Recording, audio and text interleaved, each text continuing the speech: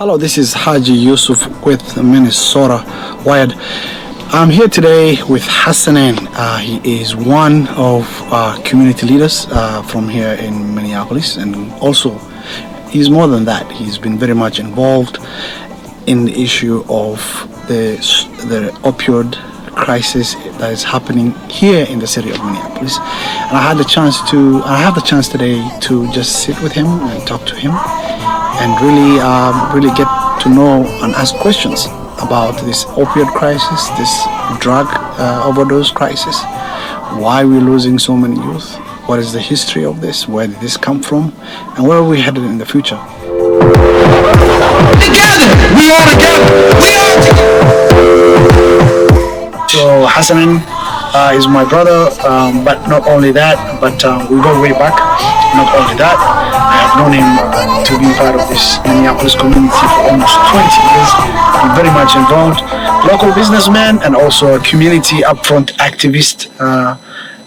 And we're here talking about we want to talk about the crisis in our Somali youth, and that is the opioid crisis, among many other things, and trying to find solutions. Thank you, man, for giving me this chance to talk to you. It's been a long time coming for him and I to get connected and talk about issues. Yeah, he always asks me, like, when can I sit down with you? Well, I'm open. You're the one who's busy. No. Hell no. All right, let's get going. It was back in 1992, I believe. Since then, there have been more resettlement and more family reunification kind of cases, and then obviously with the new community, when people are settled at other places, they felt comfortable to be around people that they know, so they ended up migrating here, and that's how we became the largest Somali population in Minnesota. Yeah. And with migration, with people coming together, there is always issues that come up. One of them right now, which you are up front, is the opioid crisis. Can you tell me a little bit about that? How did that start? Where did that start? Yeah, so the opioids crisis in this country is not only a Somali issue, it's an American issue. It's a national issue. It's a national issue, and not only here, but it's going everywhere in the world, where opioids, drugs that are synthetic opioids like fentanyl are readily available or met, easily in the black market. In Minnesota, and other places in America, we have so many different type of pressures for young kids to start using, drugs. The unfortunate thing about this one is it just takes you, one hit for you to be hooked up to it. It's not the type of drug that, people usually take like once and twice and they can quit it, So how does this come about? Okay, so first of all, tell me the difference between the opioid crisis and the heroin crisis. Is there a difference? Yeah. Okay. So here is a difference. When we had heroin outbreak in the United States, by itself, if you look at the chemical formula of, they're all opioids, by the way, heroin, morphine, fentanyl, they're all opioids. With heroin, it's a very addictive kind of drug. A lot of people usually were addicted to it in bigger American communities over the years. It devastated the country, and now with fentanyl, which is 10,000 times more stronger than heroin, coming into the market and very addictive, readily available, it changes the whole game plan. You're talking of a drug where kids are going to bed at night and not waking up. Yeah. So is this readily available anywhere?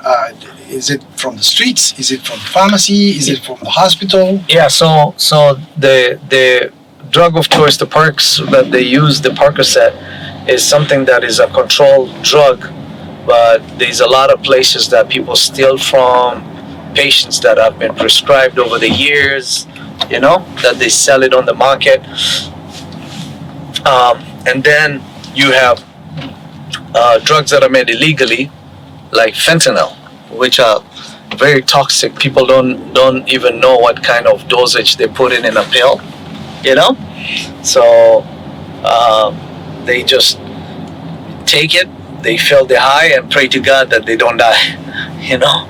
And that's the saddest thing about it. And the worst thing about the whole situation too is the withdrawal of symptoms, you know. If you see a kid who hasn't used for 3 days, you'll feel really sorry about it, you know. And you know how in our culture we come from a place where, you know, when kids do something, we tell them, you know what, if a kid wants a razor blade, you give it to them, and when they cut it, they're gonna learn, right? The hard way. The hard way. So with this thing, it doesn't, you know, let you cut to learn. It cuts and kills you. Let's talk about, you know, parental responsibility. Yeah. When the Somali American community settled in Minneapolis and many cities across Minnesota, what were the mistakes you think that were made at the beginning that would have helped with this crisis right now? Do you think as a community, we've made mistakes when we first settled? And I mean, maybe everything focused on the, you know, for example, when you see our Jewish neighbors, when you see our Christian neighbors and many other of our neighbors, they set themselves up whenever they go to a place. They set up this basic foundational community setup. Do you think we did enough at the beginning, and this will have helped in this crisis? I hope you understand what I'm driving at. Yeah, so in every new community, they tend to come together and form like some kind of codependency. Right. You know? Right. And I think we've done a tremendous job in that. You know, here, we're in Cedar area. You can look around, you know, this used to be dead. I have a video of 1999 when they had Cedar Fest over here. It used to be all I remember that. liquor stores and stuff, you know? Yep. Look how many stores that are open, Somali owned. No, the business you know? is success. Yeah, but in regards to what I'm talking about, the social setup, the programs that will have helped in dealing with this crisis. Do you think enough was done then? And if that wasn't so, or whatever, how you want to answer that? Yeah, so moving I'm forward. I'm getting there. You know, with every new society that moves in, either be the Swedish, the Danish, the Irish, they created area where they started with businesses, then they're able to buy properties, then they build community centers, and so on and so forth. We don't have a community center, you know. We have, and those are the things that I was asking. Yeah. So I'm gonna give you my feedback on that one. You know, there's an article I need to go back and look and see who wrote it. But it says, like, you know, successful communities, you know, neighborhoods have community centers, they have places for prayers, they have, you know, playgrounds, you know, they have all their amenities, they have people who feel good about where they live, you know. Most of immigrant communities, whenever they move to this country, they don't settle in high class area, you know, because of you know, obviously they came in with only clothes on their backs, you know. So that's one of the things we have to build up. But some issues that have stopped our communities from moving from A to B will be, we need to have our own identity, like, you know, community center type of thing, you know, where we can have a one-stop shop, you know. And I think right now I'll tell you this, when 20 years ago, if you come to this country and you need something done, there was a community organization that would create even an ID for you and say, hey, this person is a Somali and lives here and does this and that, and writes a letter of recommendation for you to take to a judge or anything. We don't have that now, you know. So yeah, we're missing. We are very, as a community, I think you and I have been here very long, almost 20 years. And as a community, I think what I was asking and was I was driving at is, you know, the foundation, which is which are very important even when others new people join the community. Yeah. That is well established, and I think you've just answered that we never heard some of those that we had at the beginning, but they're no longer there. Yeah. So I'll tell you this. We had very strong community organization. We had two actually that were helping us a lot, in the Somali community. We even had a piece of land given to us by city of Minneapolis. We had a architectural plan, community center for us, but people who were supposed to be serious about it were not serious about it then. What I've seen throughout the year is I think some of the issue, and we're trying to get into this, and this is all driven in what we are right now and who we are and the crisis that our youth are going through. Mm-hmm. Do you know the statistics or the numbers of youth we are losing to the opioid crisis right now? And are there centers and places where, or how do we establish them to be able to deal with the crisis that again is going to come probably 10 years from now? Yeah, I mean, I can look and foresee what we're gonna have in 10 years from now, but I know that a healthy community will be able to overcome any kind of issue, and bring solution. We shouldn't look at only, hey, what kind of problems will come later, but do we have a capacity to solve it?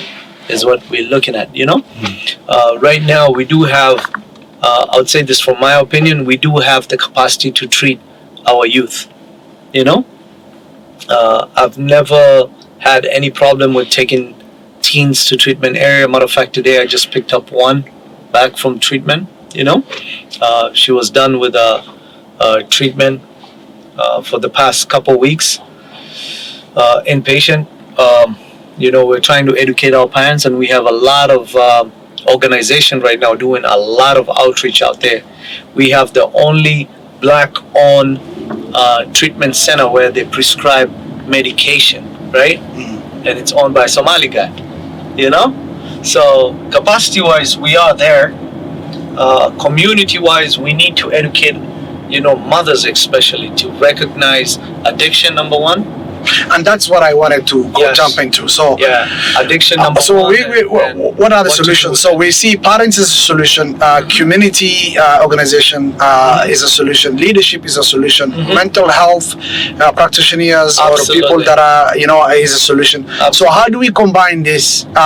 Because I see the message is all over the place. There is no unifying. I mean, if I might be wrong, but you can correct me. There is no unifying force. I see again the same mistake that we did when we moved here and settled here and setting up the social programs and social places that people can find help. Were not set. And now again, I see whenever there's a crisis, we like to react. And then you have different groups of people popping up saying, we want to do this, we want to do this. You as a Hassanan, from your 20 years of experience being here, with all those things that I've mentioned, how do we... I'll tell you this, we have resources, we have people who like to talk, but we don't have as much doers, Case in point, I'll tell you, having a kid in a rehab or taking them for treatment, you have no idea how much labor intensive is. This kid, I just got assigned to be the emergency contact, and I was allowed to be the guardian for this kid while they're in treatment. Remember, I was the one who took this kid to get glasses. You see what I'm saying? The mother had COVID, could not come, and take this kid to the appointment. I had to do that. The kid had multiple sessions where I was called in to intervene, like on the discussion, So it's good to give people information, but not only information. People need,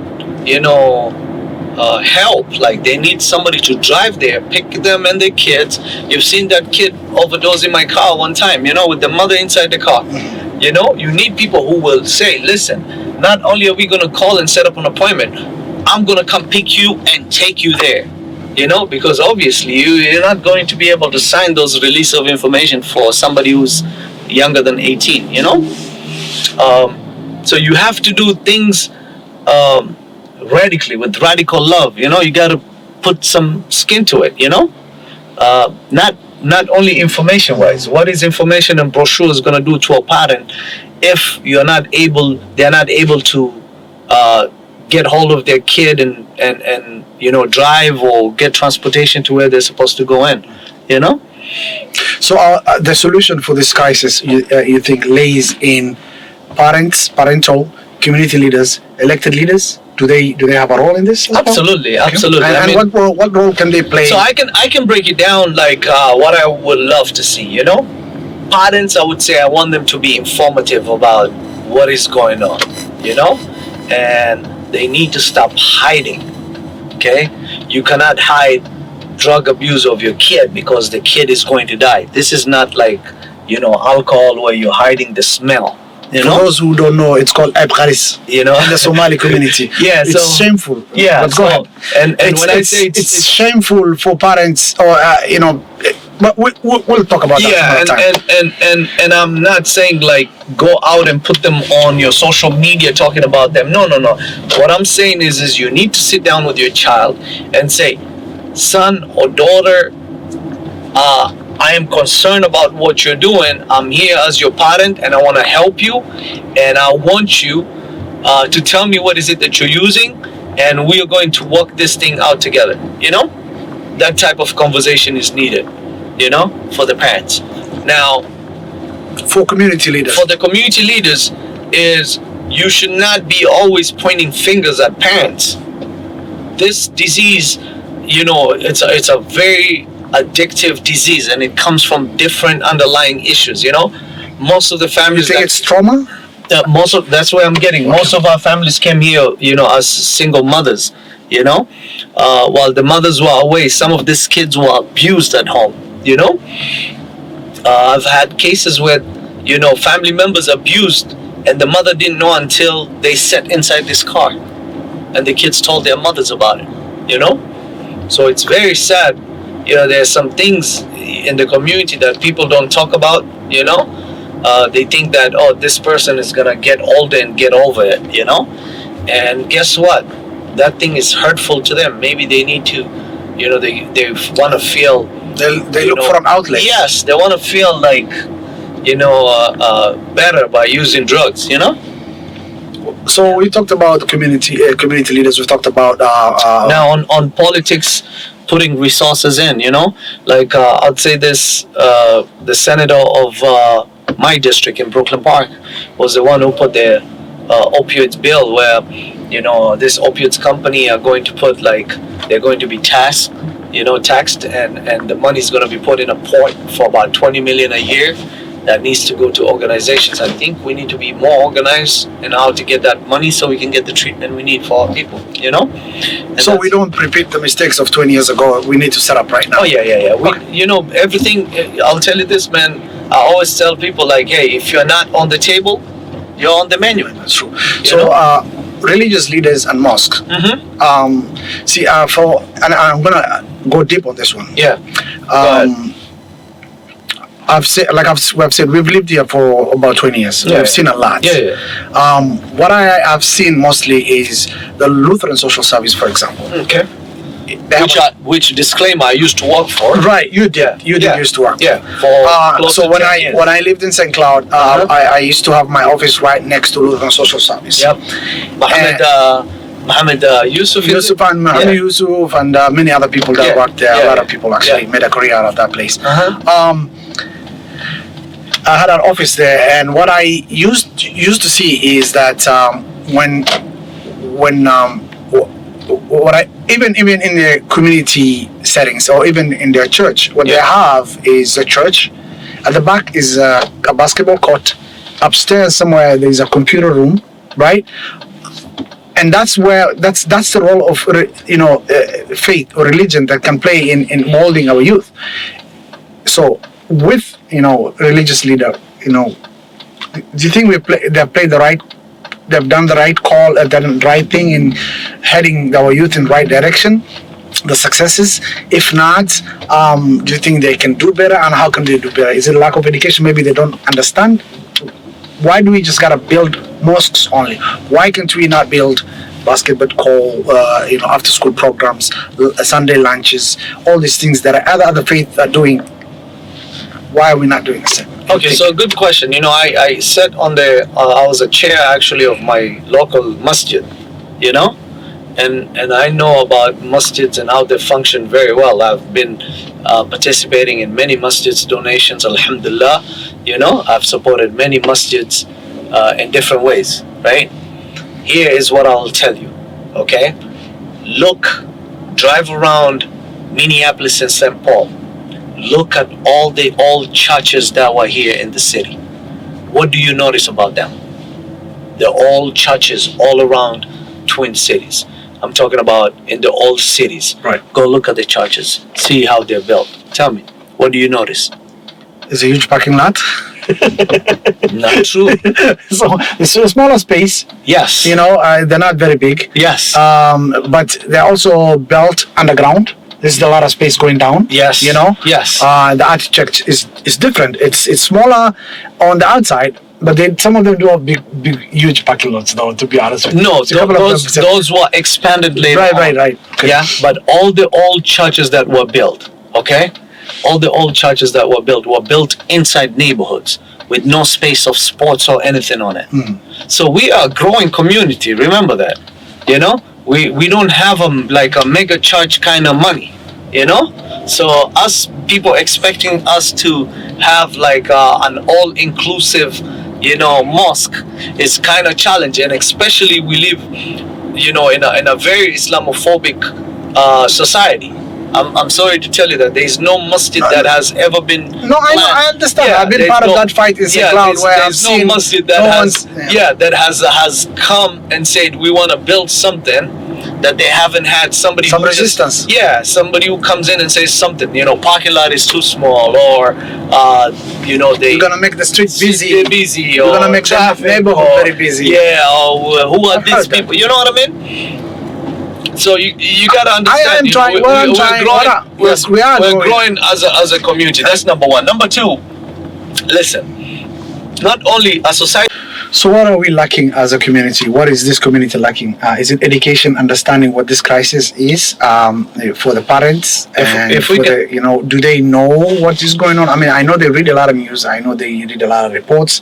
I know there's a lot of young Somali youth are dying. What is lacking, do you think, that needs to be done, in your opinion? That is it education? Is it being out, you know, aggressively and letting people know this is a crisis that is happening right now, and it might affect their children as well? And can you, Like what is lacking? Like I said, you know, our menu of issues is a lot. right? It's long, you know. It's a long laundry. Yeah, so if you talk to ladies, they'll say you lack of, you know, fathers in the house. If you talk to fathers, they'll say horrible mothers in the house, you know. If you talk to the youth, you know, they'll tell you none of my parents participated, you know. If you Let's talk about You know? solutions. yeah, Okay. yeah, access to treatment centers, Okay. empowering the youth, you know, to say no. Is that an educational component? Yeah, that's Of showing how that's our dangerous this is. knowledge, not education, knowledge component. Right. You know, we want to put wisdom in these kids and say, hey, you have to know what you're getting yourself into. You know, wisdom wise. You know, don't take this risk of this thing. You know,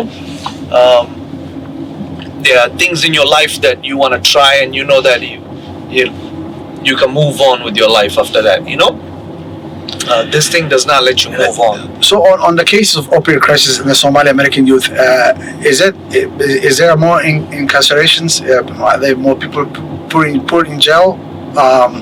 How is it being dealt with when it comes to law enforcement and the opioid crisis? Yeah, we have a lot of people. You know, right now, you know, most counties don't enforce marijuana or you know, small drugs kind of thing. You know, but I can tell you, you go to type in MNDOC. And just type in names, you know, Abdi, Ali, Ahmed. Go see. Look at the list, down the list. I guarantee you, maybe 50% or more, you will see a charge of drug related in there. Even those who are murdering people, I've never met one person who was sober at that time. They were either high or drunk. The people who are shooting up are high on drugs. Yeah. They're shooting up their own best friend, somebody you went to Duxie with, you know, somebody who you grew up with. You know what I mean? So, yeah, you told. So with speaking of the national crisis with this issue, in Virginia and in Maine, in many other places on the East Coast, Pennsylvania, all these places, Virginia, the reaction has been different. You know, when federal government or the states got involved, because most of the victims were white. It was in a white neighborhood. It was in a white community that was getting affected. And the solution wasn't incarceration or law enforcement.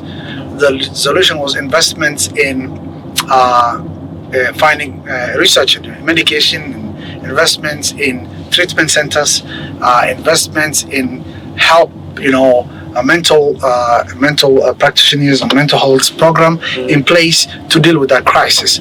Is it the same with the African American here, which of course is part of the Somali American community? I mean, you know, if we're talking about drug enforcement type of thing nowadays, like I've said, you know, they don't prosecute drug crimes like they did before. You know, they don't do that here. In Minneapolis. In Minneapolis. To go and where to find help and how to find the necessary support for themselves and for their kids. Do you think as a Somali parents we overreact? They overreact sometimes with some of these issues and you just don't know how to deal with it? So here is what I'll tell you. When they go to treatment, right, they have sittings with their parents and they talk about issues between them and their parents. And it's interesting to see. You know, because not all of them. Like you remember, I told you there was a girl in my car who actually told her mother, like, I got raped with somebody you know, and I tried to tell you, but you're not listening. You know, so you can imagine, like with other conversation when they have a therapist in the room, it might be even, I'm hoping to God is not as serious as what what they did inside the car, but it might be something that it gives them that avenue for them to talk in a environment where there's professionals, Yeah. So, well, that has been our conversation with Hassanen. Known him for so long. He's also my brother, if you guys don't know. Yeah. The handsome twin and the ugly one. The ugly one. Whatever. People can go out there and be the judge for that. We'll put up 2 pictures of you guys. We'll take a vote. Oh, don't do that, man. You don't do that, man. We'll see from there. But I've been having this conversation about the opioid crisis in the Somali American youth in Minneapolis. And what can we do? How can we go about this? And how do we deal with this problem? I hope you guys at least had an understanding of parts of this conversation. And this conversation is just not Hassanen. I mean, it's not only him, but it's, I think, for each one of us to take on this challenge. And you need coffee or something? Yeah. I think you should have a coffee. I should, yeah. And I think that is part of this, having this conversation on the opioid crisis. And I'm going to be talking to a lot of people about this crisis, and maybe we can talk, and from this conversation we can put together a solution and be able to be upfront in dealing with this crisis. Mm-hmm. Do you agree on that? Yep. All right. This is Haji Yussuf with Minnesota Wired. Thank you for joining me. With me is Hassanen, and hopefully we can continue having this conversation. Thank you very much for joining us. Thank you.